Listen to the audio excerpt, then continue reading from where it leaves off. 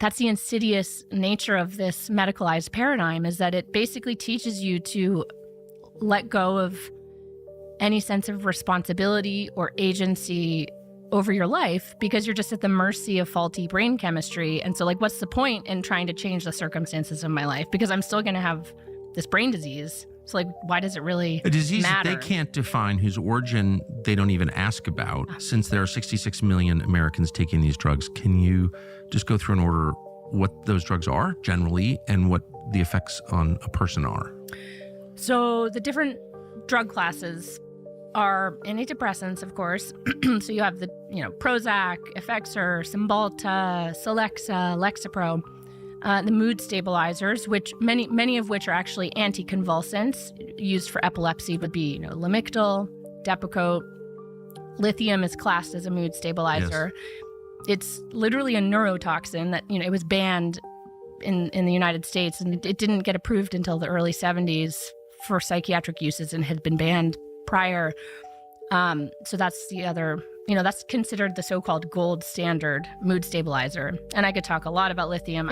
If you actually look at the studies that got it approved decades ago, they are the most shoddy, subjective studies that you could possibly imagine. You're just shocked when you, and this is the case for every single psychiatric drug that is currently on the market. Guess how long your average psychiatric drug trial lasts? This to determine safety and efficacy.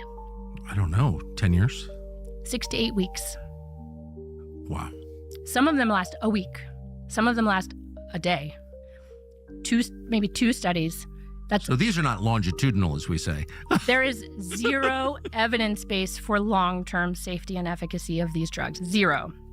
And there is also zero evidence base for polypharmacy. These drugs have never been studied in combination with each other, and yet most of us go on to take multiple of them for years. Nor is the mechanism of their effectiveness understood, right? So you said, for example, mood stabilizers were used on animals in to stop convulsions, and they noticed that the animals became compliant.